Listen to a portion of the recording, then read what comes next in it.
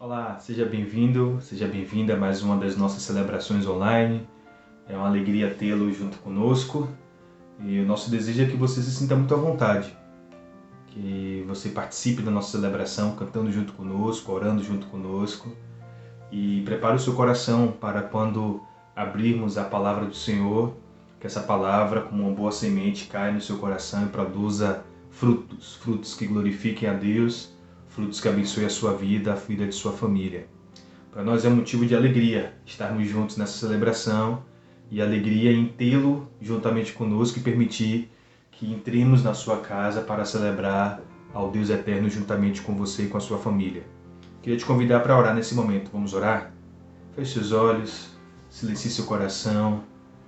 Vamos voltar nossa mente ao Senhor. Senhor Deus eterno e bendito, mais uma vez rogamos o teu santo nome, em nome de Jesus, te agradecendo, Deus, por tudo que o Senhor tem nos dado, o pão de cada dia, os nossos lares, a nossa casa.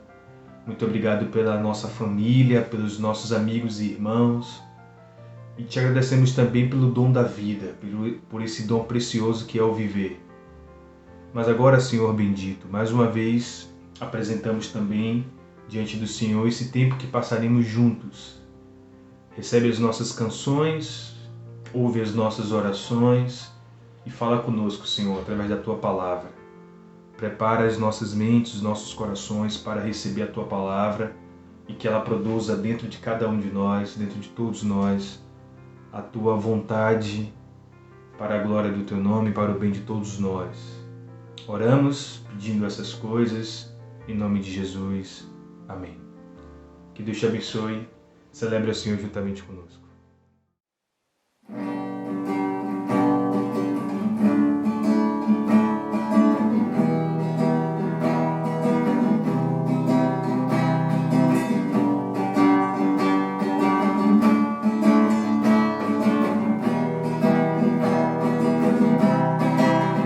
Eis-me aqui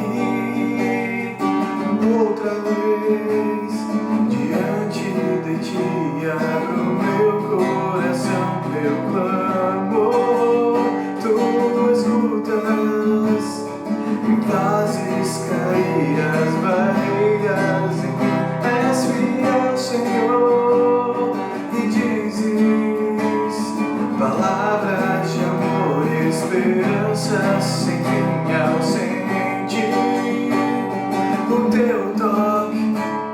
Por tua bondade libertas meu ser no calor deste lugar. Eu venho me derramar, dizer que te amo, me derramar, dizer te preciso, me derramar, dizer que sou grato, me derramar, dizer que és formoso.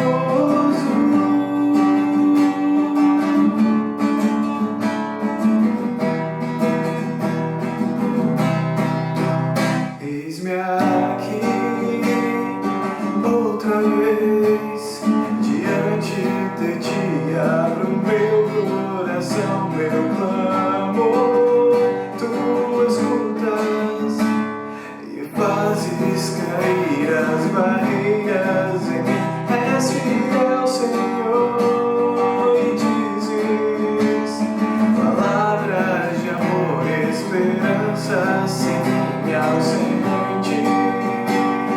o teu toque. Por tua bondade libertas meu ser no calor deste lugar. Eu venho me derramar, dizer que te amo, me derramar, dizer te preciso, me derramar, dizer que sou grato, me derramar, dizer que és formoso, me derramar, dizer que te amo, me derramar, dizer te preciso, me derramar, dizer que sou grato, me derramar, dizer que és formoso.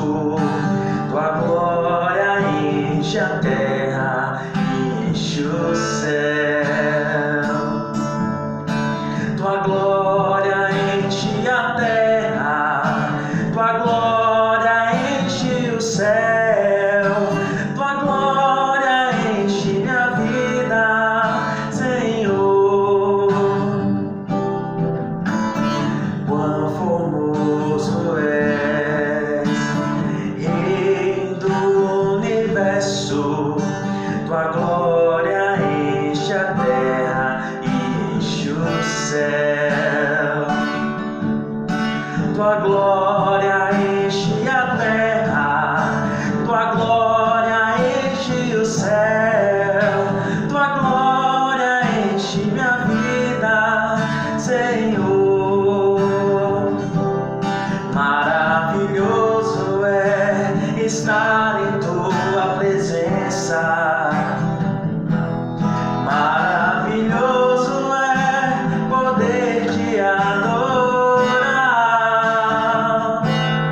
Maravilhoso é tocar em tuas vestes. Maravilhoso é te contemplar, Senhor.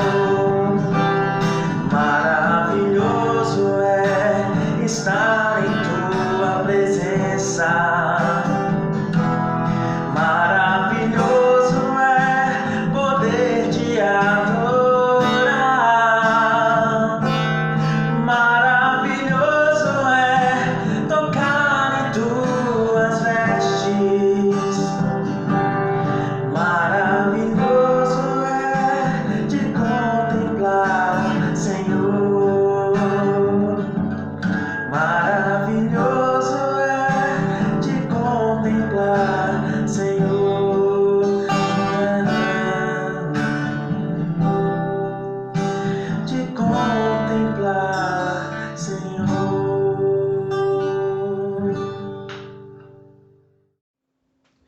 Bom é ter esperança. Essa tem sido a nossa série de reflexões. Nós separamos esses últimos domingos para falar sobre esperança. E pegamos essa frase do livro das Lamentações, terceira lamentação, diz o seguinte: bom é ter esperança e aguardar tranquilo pela salvação do Senhor. Concordamos com essa expressão, que bom é ter esperança. Acreditamos nisso. Até porque falar de esperança hoje é algo que nos é necessário, porque nós vivemos um tempo muito desesperançoso, de muito desespero. Nós estamos passando por um momento muito difícil em nosso país, no mundo inteiro, muitas realidades controversas, muitas coisas tentam roubar a nossa alegria, roubar nosso prazer de viver, e resistir a tudo isso é um ato de esperança. Reafirmar que temos esperança, que guardamos esperança em nosso coração, é um ato de resistência, de rebelião a esse mundo. Nós não concordamos com esse desespero que está aí e queremos reafirmar que bom é ter esperança. Bom é ter esperança. E pensando sobre esperança, pensando sobre como é que podemos guardar esperança em um mundo tão conturbado, me veio ao coração uma expressão que está em Provérbio capítulo 3, verso 6, que diz assim: reconheça o Senhor em todos os seus caminhos, e Ele endireitará as suas veredas. Essa primeira frase me salta aos olhos. Reconheça o Senhor em seus caminhos.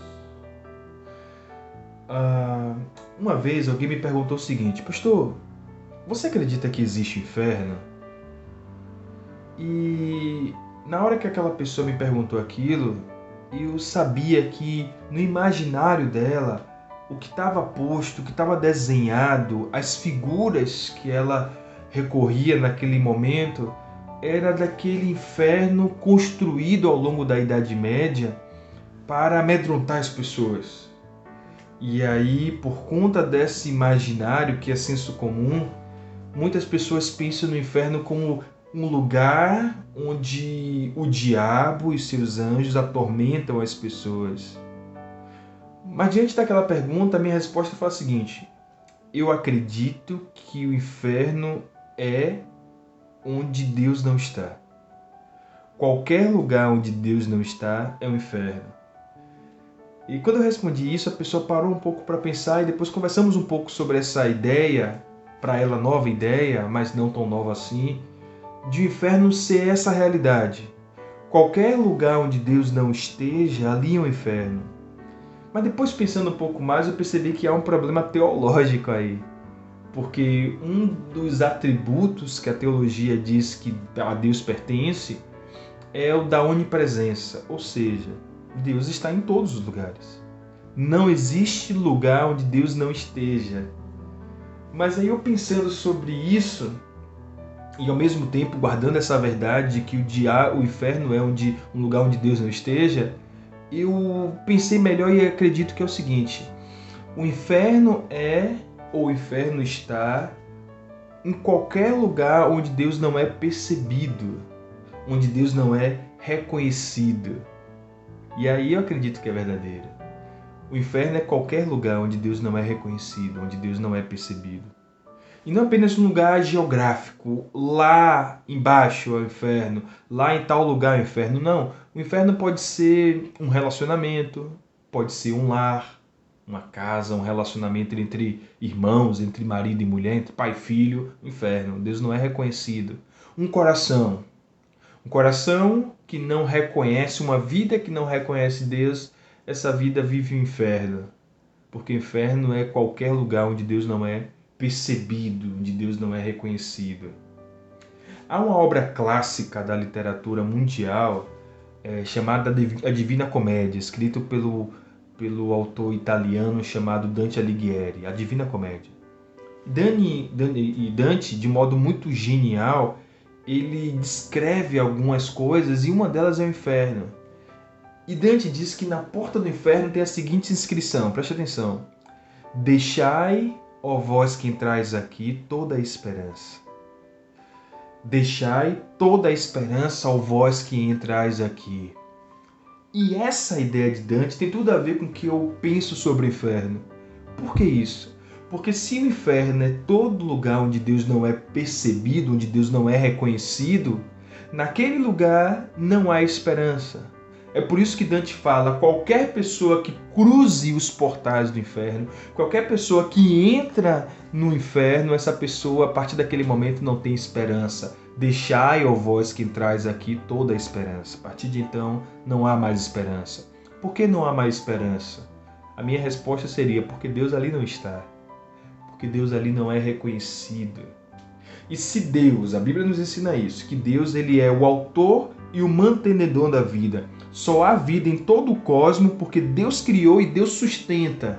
Se Deus que criou e sustenta a vida não está nesse lugar, naquele lugar não há possibilidade de esperança. Porque a Bíblia nos ensina que enquanto há vida, há esperança. Isso não é apenas um provérbio secular, um provérbio popular. A Bíblia nos ensina isso. Enquanto há vida, há esperança. Porque é melhor um cão vivo do que o leão morto. Está em Eclesiastes isso. Enquanto há vida, há esperança. Se não há vida, há desespero. É importante perceber Deus. É importante perceber Deus para que não vivamos realidades de inferno. Deus está presente, Ele está muito próximo. E a questão é, Deus está próximo e as pessoas não percebem Deus. Não é que Deus esteja distante, não é que Deus esteja alheio, não é que Deus ignore, como alguns pensam, ignore as realidades da vida humana. Não, Deus está presente, as pessoas que não percebem. E isso acontece da seguinte forma: nesse exato momento onde você está cercado de coisas que estão acontecendo próximas a você e você não percebe. Vou dar alguns exemplos. Nesse exato momento onde você está, existem ondas de rádio, mas você não consegue reconhecê-las. Existem ondas da internet. Se na sua casa tem um modem Wi-Fi, tem internet Wi-Fi, nesse exato momento, ondas da internet estão passando por perto de você e você não consegue reconhecê-las. O seu computador consegue, o seu smartphone, o seu laptop consegue, a sua televisão, mas você não. Algumas pessoas vivem assim com Deus. Apesar de estarem cercadas, porque a Bíblia fala que a glória do Senhor cobre toda a terra, cercadas desse Deus glorioso, bondoso, misericordioso, mas vivem alienadas, ignorantes acerca de Deus, não conseguem reconhecer Deus. Não é porque Deus está distante, mas é porque as pessoas vivem distraídas, vivem realidades distantes de um Deus presente, por mais paradoxal que seja isso. Mas uma pergunta que cabe aqui agora é a seguinte: como é que a gente pode perceber Deus?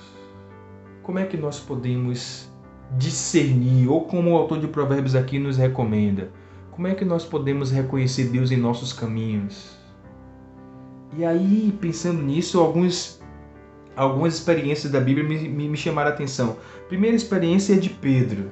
Pedro reconheceu Deus em sua consciência, quando o galo pela terceira vez cantou, e naquele momento as palavras de Jesus bateram forte na mente de Pedro. Pedro reconheceu ali na consciência.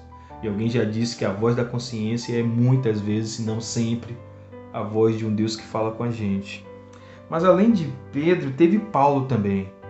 Paulo conseguiu reconhecer Deus enquanto estava perseguindo a igreja, cheio de ódio, cheio de raiva em seu coração. E o Deus eterno veio ao encontro dele na pessoa de Jesus e derrubou Paulo do cavalo. Cair do cavalo nem sempre é uma experiência ruim. Às vezes é necessário que caiamos do nosso pedestal, passemos por uma experiência que nos derrube para que a gente possa reconhecer Deus em nossos caminhos. Tem Pedro, tem Paulo, mas também tem Elias. Elias é um profeta extraordinário. E Elias, uma vez solitário, fugindo, perseguindo, dentro de uma caverna, ele conseguiu perceber Deus em uma brisa suave, que disse a Elias que ele estava ali próximo dele. Mesmo em meio à solidão, mesmo em meio ao abandono, Elias conseguiu perceber, reconhecer Deus em seus caminhos. Tem Jó também. A história de Jó é extraordinária. Quem já leu o livro de Jó sabe que Jó passou por uma experiência de sofrimento terrível, profundo. Mas foi no finalzinho dessa narrativa do livro de Jó, lá no capítulo 42, que Jó disse o seguinte: antes eu te conhecia só de ouvir falar, mas agora os meus olhos te veem. Foi diante do sofrimento mais atroz que o ser humano pode passar que Jó conseguiu reconhecer Deus. Um Deus que está presente apesar das adversidades da vida. Mas tem uma outra personagem da Bíblia, uma outra figura, uma outra biografia que chama muita atenção, que é a de Jacó. Jacó foi um homem extraordinário, foi aquele que lutou com Deus. Mas em um determinado momento da vida de Jacó, quando fugia do seu irmão, ele dormiu em determinado lugar e sonhou. E no seu sonho ele disse que via uma escada do chão até o céu, e naquela escada anjos desciam e subiam. Depois de acordar desse sonho confuso, o Jacó teve a seguinte conclusão, ele chegou à seguinte conclusão: o Senhor está nesse lugar e eu não sabia. O Senhor está nesse lugar e eu não sabia. Eu acho que a maioria das pessoas vive essa realidade. De Deus estar ali, ele não perceber, ele não discernir, ele não conseguir sentir a presença de Deus. É verdade que Deus não pode ser definido, mas ele pode ser percebido, ele pode ser reconhecido. Porque em Jesus de Nazaré, o Deus eterno se fez Emanuel, Deus conosco, Deus presente, Deus presença. Ele está perto. Ele está perto. E assim como Jacó, outros discípulos também não conseguiram perceber a presença de Deus enquanto caminhavam para Emaús. Mas na mesa da comunhão eles conseguiram perceber. E aí me vem algumas ideias que eu queria sugerir a você. Como é que você pode perceber Deus? Deus está sempre com você, mesmo em meio às adversidades da vida. Uma coisa que eu estava pensando: como foi que o ladrão da cruz reconheceu Deus? Pendurado na cruz juntamente com ele. Como foi que a mulher adúltera pega em adultério e percebeu Deus? Diante dos seus acusadores, Deus estava ali junto. Não acusando, mas junto a ela. Deus é aquele que está não apenas na solução dos seus problemas, mas caminhando juntamente com você nos seus problemas. Não apenas quando você está tranquilo, mas ainda que você esteja respirando ódio, como Paulo estava, ele está ali perto de você. Quando você está se sentindo só, como Elias, quando você está se sentindo confuso, como Pedro, ele é presente, ele está perto. E a Bíblia nos aponta algumas direções para a gente conseguir perceber Deus. Por exemplo, nos livros dos Salmos diz que o Senhor manifesta a sua glória na criação. Os céus manifestam a glória de Deus. Os teólogos dizem que o Deus se revela na história. Basta olhar para a história e a gente vai percebendo como Deus conduz. A vida do povo de Israel, por exemplo, mostra claramente como Deus vai conduzindo o povo. Mas o autor de Hebreus o autor de Hebreus fala o seguinte, que Deus falou de muitas formas aos pais pelos profetas, mas nesses últimos dias falou-nos através do seu Filho. Se a gente quiser reconhecer Deus, nós precisamos olhar para Jesus de Nazaré. Deus fala de muitas formas, Ele dá vários sinais. A nossa consciência, a história, a criação, mas a exata expressão de Deus, a forma mais clara que Deus se manifestou, a forma mais clara que Deus fala comigo, com você, ou qualquer pessoa que deseja reconhecê-lo, é através da pessoa de Jesus de Nazaré. Em Jesus de Nazaré, o Deus eterno se fez Emanuel, se fez presente, se fez próximo. E próximo de tal forma que qualquer pessoa que deseja recebê-lo no seu coração, basta um ato de fé para reconhecer esse Deus que está próximo, que está presente e que pode encher a sua vida de esperança. Porque se esse Deus é o Deus da vida, é o Deus que não apenas criou, mas mantém toda a vida, ter comunhão com esse Deus é ter o coração cheio de vida. Quando a Bíblia fala que o salário do pecado é a morte, o que está querendo dizer é o seguinte, é que uma vez rompendo com Deus, o pecado é isso. O pecado é uma ruptura, é um afastamento com Deus. Uma vez rompendo com Deus, essa pessoa entra no pecado ou entra no inferno, deixa de reconhecer Deus em seu caminho. Mas o contrário é verdade. O contrário nos enche de esperança. Por quê? Porque ter comunhão com Deus, reconhecer Deus em seus caminhos, é ter acesso à vida eterna que só em Jesus de Nazaré nós teremos acesso. Foi isso que Jesus falou. Eu sou o caminho, disse Jesus. Eu sou a verdade, eu sou a vida. Ninguém vem ao Pai a não ser por mim. Ter acesso ao Pai, estar do lado oposto ao inferno, estar no contrário ao inferno é ter comunhão com Deus. Se o inferno é lugar onde Deus não é discernido, em Jesus de Nazaré é lugar onde Deus é possível ser experimentado. Jesus que nos conduz a Deus. Jesus que nos conduz à vida. Jesus que nos conduz à esperança. Quando nós falamos que bom é ter esperança, o que nós estamos querendo dizer é que bom é ter comunhão com Deus. Um Deus que se aproxima, seja lá qual for a sua história, seja lá como esteja o seu coração, a sua vida nesse exato momento, não importa. O que importa é a pergunta que o Senhor fará a você. Eu estou à porta e bato. Você está disposto a abrir? Porque quem abre a porta para o Deus eterno, não apenas permite que Ele entre na sua vida, mas permite que você entre na vida dele. Porque a vida desse Deus eterno passa a inundar o seu coração, a sua vida, e aí começa a contagiar tudo. O Deus eterno entrando uma vez no coração de uma pessoa, de uma mulher, de um homem, de uma criança, de um ancião, essa vida começa a contagiar todas as áreas. Transforma o seu relacionamento com o seu filho, transforma o seu casamento, começa a transformar a sua casa, as suas perspectivas de futuro, porque o autor da vida, onde ele toca, ele produz vida. E aí se torna uma espiral de vida, o oposto da espiral de morte, uma espiral de vida.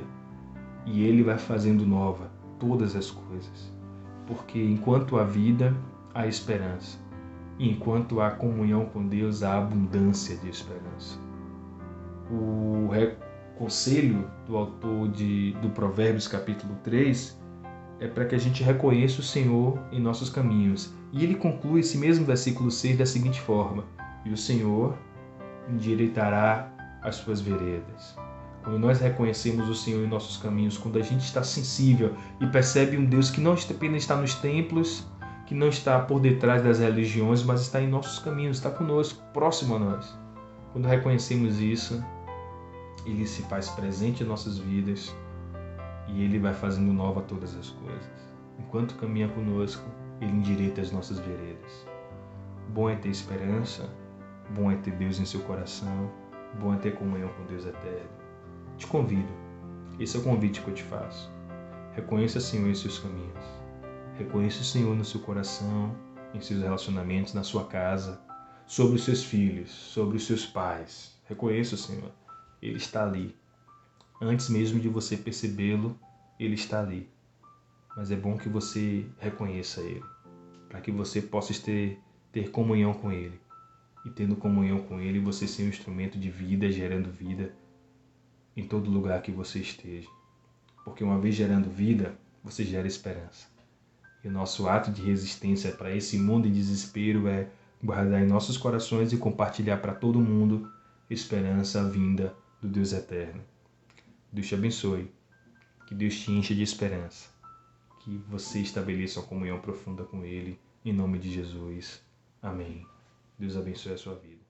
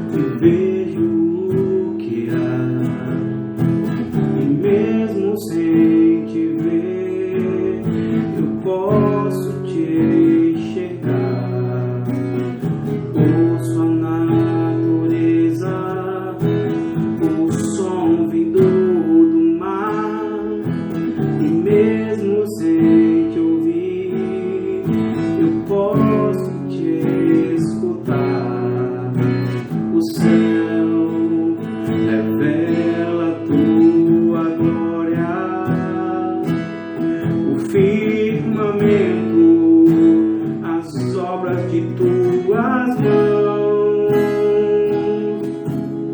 o tempo revela tua graça e o teu povo declara quem tu és. És o Criador do mundo, és o dono da minha vida, é quem soprou em mim fôlego de vida. És o Criador do mundo, início, meio e fim, é quem soprou em mim a eternidade.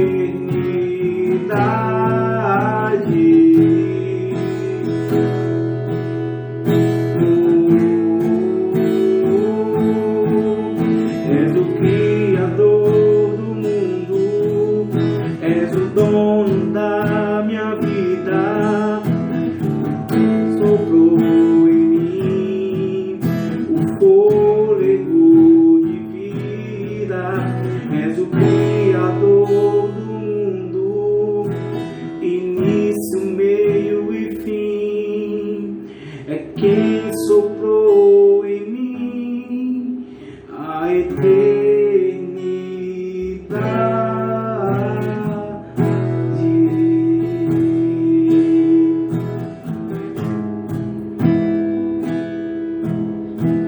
É quem soprou em mim a eternidade.